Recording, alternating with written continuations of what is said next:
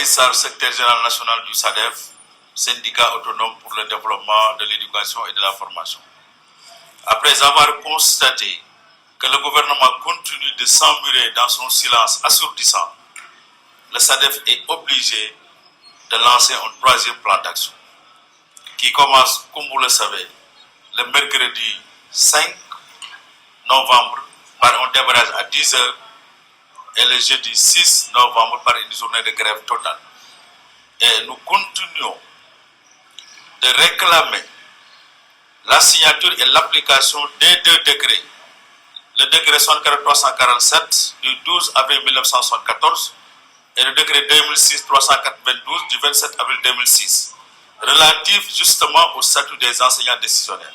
Ces braves hommes et femmes qui ont abattu un travail de titan et qui continuent encore de l'abattre pour le développement de l'éducation et de la formation dans notre pays et qui malheureusement restent encore confrontés à des difficultés énormes sur le plan carrière mais également sur le plan social.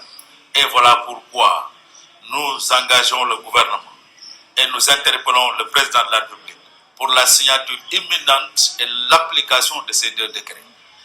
Par rapport à ces décrets également, nous demandons au président de la République la signature et l'application du décret prolongeant l'âge de la retraite des enseignants à 65 ans.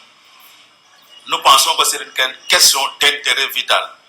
À l'heure actuelle, compte tenu de la situation dans laquelle se trouve l'éducation et la formation de notre pays, il urge plus que jamais de prolonger l'âge de la retraite des enseignants à 65 ans. Également, l'imputation budgétaire, parce que vous le savez, si on décisionnaire part à la retraite, il n'aura pas d'imputation budgétaire et c'est en ce moment qu'il sera confronté à des problèmes sur le plan sanitaire. Quand un décisionnaire voudra se faire prendre en charge au niveau de l'hôpital, il n'aura pas d'imputation budgétaire et ça c'est une injustice et c'est pourquoi nous réclamons l'équité dans le traitement de tous les enseignants à la retraite. L'allongement également de l'âge de la retraite des enseignants à 65 ans, nous l'avons dit, la révision du système de retraite, parce que dans notre pays, il n'est plus question de continuer à vivre ce que nous sommes en train de vivre. Un décisionnaire qui perçoit une pension dérisoire et un fonctionnaire qui perçoit une pension plus ou moins normale. Nous pensons que l'équité et la justice doivent régner dans le traitement des enseignants, qu'ils soient en activité ou qu'ils soient à la retraite. Et voilà pourquoi il urge de réviser le système de retraite. Et cette question lancinante également, qui handicape sérieusement les enseignants dans l'évolution de leur carrière, surtout les contractuels, les maîtres et professeurs contractuels, qui peinent à disposer de leur acte, soit d'intégration ou d'avancement ou de validation, à cause des lenteurs et lourdeurs administratives qui ne font que handicaper ces enseignants dans leur carrière. C'est pourquoi nous réclamons la fin des lenteurs et lourdeurs administratives, tout comme nous réclamons la fin systématique de la surimposition sur les salaires et rappels des enseignants. Les enseignants ont trop souffert et les autorités actuelles, quand ils étaient dans l'opposition, elles portaient ce combat et elles nous avaient fait croire que c'était injuste que le régime précédent prélevait trop d'impôts sur les salaires des enseignants. Et voilà pourquoi donc, nous leur rappelons cela et nous exigeons la fin systématique, l'arrêt systématique de la surimposition sur les salaires et rappels des enseignants. Tout comme nous réclamons pour les classes des tout-petits, depuis que ces établissements ont été institués dans notre pays jusqu'à présent, les hommes et les femmes qui assument les charges de directeur ou de directrice n'ont jamais obtenu d'indemnité de suggestion, contrairement aux autres. Ce qui est une injustice qu'il va falloir réparer.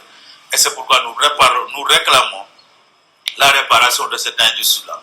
Pour toutes ces questions, nous demandons à tous les enseignants du Sénégal, que vous soyez proviseur de lycée, censeur de lycée, intendant de lycée, principal de collège, ou directeur d'école, ou instituteur ou instituteur adjoint, ou tout simplement professeur d'enseignement.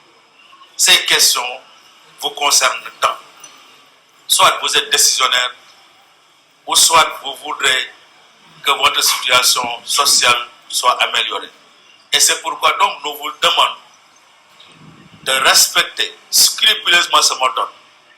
Parce qu'il faudrait que le gouvernement sente que les enseignants sont déterminés, que les enseignants sont engagés à poursuivre le combat et à régler définitivement ces questions qui relèvent d'une injustice que ces enseignants sont en train de subir. Et c'est pourquoi nous vous demandons à vous tous de respecter massivement ce mot d'ordre de grève sur l'étendue du territoire national.